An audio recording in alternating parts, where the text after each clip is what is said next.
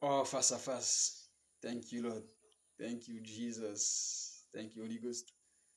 J'aimerais simplement faire la quatrième partie de notre message que nous avons intitulé Sois éclairé. Et nous avons expliqué précédemment que rejeter la connaissance de Dieu nous expose à vivre une vie sans référence. Et dans la suite de notre enseignement, nous allons voir autre chose. Et nous allons partir tout de suite dans Jean chapitre 1 au verset 9. La Bible nous dit, cette lumière était la vraie lumière qui, en venant dans le monde, éclaire tout être humain. Lorsque nous faisons un parallèle à ce qui est écrit dans Genèse, nous allons rendre compte que c'est la même lumière. La première fois que Dieu a utilisé la lumière était pour la création du monde, la création de l'univers. Et donc Dieu déclare que la lumière soit. Et à partir de cette lumière, il a commencé à travailler, créer les arbres, créer les, les, les rochers, etc. dans ce qui est dans le monde. Mais nous allons nous rendre compte que la deuxième fois que Dieu fait appel à la lumière, ce n'est pas pour créer ou encore recréer le monde, mais c'est pour éclairer déjà ceux qui vivent dans le monde. Et c'est la raison pour laquelle il dit que cette lumière éclaire tout être humain. Pourquoi? Parce que la première lumière a été utilisée, a été envoyée pour la création de la terre. Et la deuxième est envoyée pour éclairer les hommes qui vivent sur la terre. Et cette lumière n'est rien d'autre que Jésus-Christ de Nazareth. C'est pourquoi Jésus a dit lui-même, je suis la lumière du monde. Il dit, je suis la lumière du monde. Il n'a pas dit, j'ai la lumière du monde, mais il dit, je suis la lumière du monde.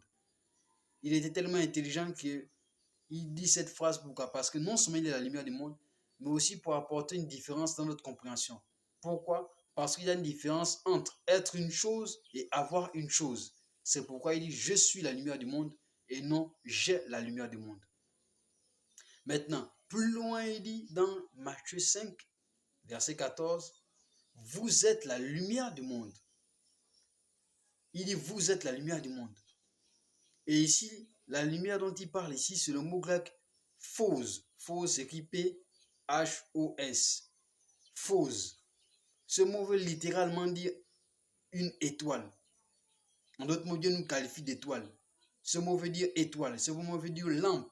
Ce mot veut dire flambeau. Ce mot veut dire pouvoir de compréhension.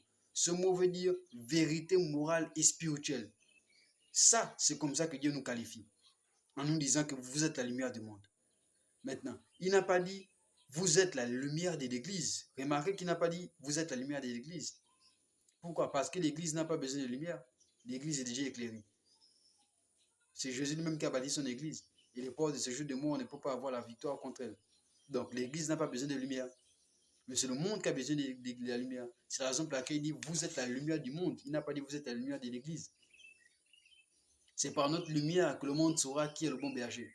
C'est par notre lumière que le monde saura qui est le pain de vie. C'est par notre lumière que le monde saura qui est la porte du paradis. C'est par notre lumière que le monde saura qui est le chemin, la vérité, la vie.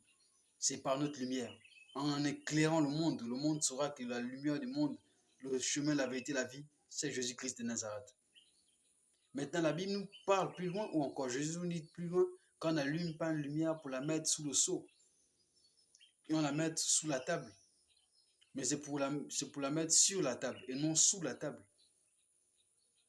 Mais si ta lumière ne brille qu'à l'église, c'est que tu es sous la table. Si ta lumière ne brille que dans une cellule biblique, c'est que tu es sous la table. Si ta lumière ne travaille qu'à l'église, c'est que tu es sous la table.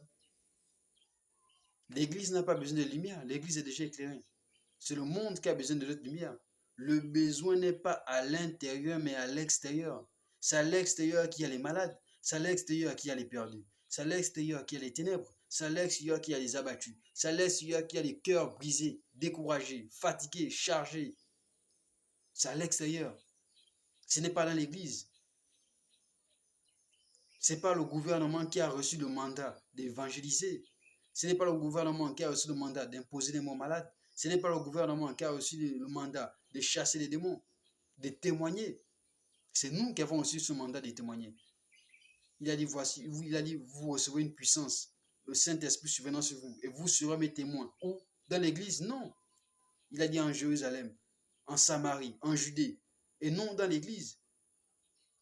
Ce n'est pas dans l'église, ce n'est pas dans la cellule biblique.